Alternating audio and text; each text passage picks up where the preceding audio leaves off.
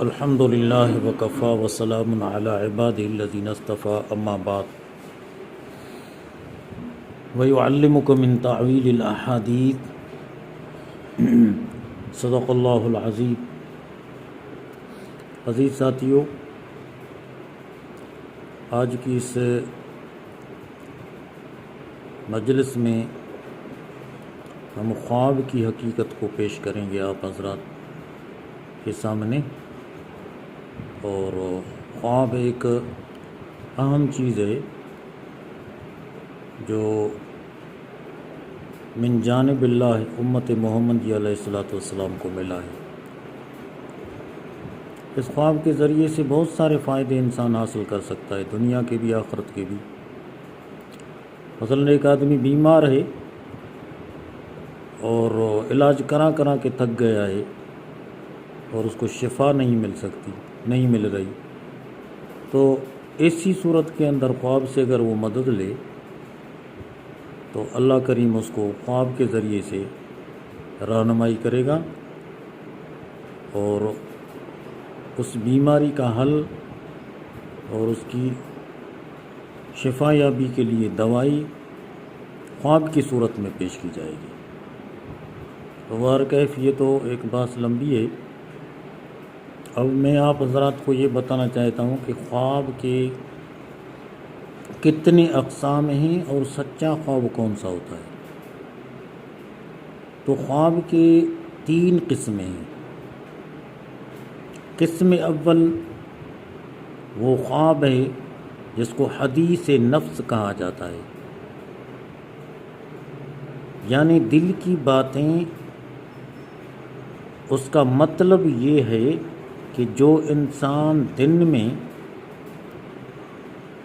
جس کام میں مشغول ہو، رات کو وہی خواب میں نظر آئے، اس کو حدیث نفس کہتے ہیں۔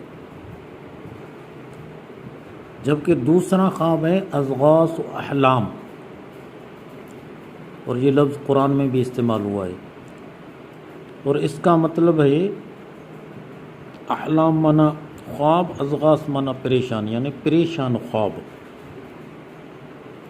یعنی نفس اور شیطان کے القاء سے جو چیز خواب میں دکھائی دے وہ اضغاث احلام کہلاتی ہے۔ احتلام بھی اسی قبیل سے ہے۔ یہ دونوں قسمیں فاسد ہیں، ان کی کوئی تعویل یعنی حقیقت اور کوئی تعبیر نہیں ہے۔ جبکہ تیسری قسم رویا صالحہ یعنی سچے خواب، درست خواب جو وساوس شیطانی اور حصے نفسانی سے پاک ہوں، ایسے خواب سچے ہوتے ہیں اور تعبیر کے محتاج ہوتے ہیں کہ ان کی تعبیر کی جائے۔ ایسے خواب کو حدیث میں رویا صالحہ اور جزء نبوت بتلایا گیا ہے۔ تعبیر خواب یعنی تعبیر خواب کی حقیقت۔ تعبیر خواب کبھی تو الہام یزدانی اور القاء ربانی سے ہوتی ہے، جیسا کہ وَيُعَلِّمُكَ مِن تَأْوِيلِ الْأَحَادِيثِ میں تعبیر سے مراد جو تعلیم ربانی اور القاء رحمانی سے ہوا، ایسی تعبیر قطعی اور یقینی ہوتی ہے۔ اور کبھی خواب کی تعبیر عقل سلیم، خدا داد فہم، فراست سے ہوتی ہے۔ اس میں کبھی خطا اور لغزش بھی ہو جاتی ہے، اور اس بات کو جو میں نے بیان کی حضرت مولانا محمد ادریس کاندھلوی رحمہ اللہ نے اپنی کتاب معرف القرآن کے اندر لکھا ہے۔ خواب کس سے بیان کرے؟ حضرت صلی اللہ علیہ وسلم کا ارشاد ہے، اچھا خواب اللہ کی طرف سے ہے اور برا شیطان کی جانب سے۔ پس جب کوئی شخص پسندیدہ خواب دیکھے تو اسے صرف اس شخص سے بیان کرے جس سے محبت اور اعتقاد ہے، اور جب مکروہ خواب دیکھے تو حق تعالیٰ سے اس خواب کے شر اور شیطان کے فتنے سے پناہ مانگے۔ اور یہ بھی مناسب ہے کہ بقصد دفع شیطان اپنی بائیں جانب 3 بار تھتکار دے اور کروٹ بھی تبدیل کر لے اور ایسا خواب کسی سے بیان نہ کرے، اس حالت میں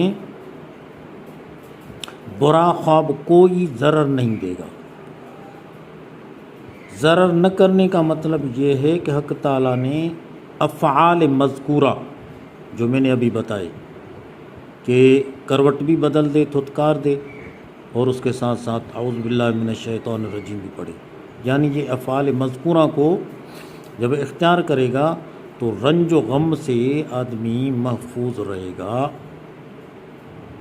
اور اس رنج و غم کو دور کرنے کا کہ یہ اسباب، یہ افعال سبب ہیں۔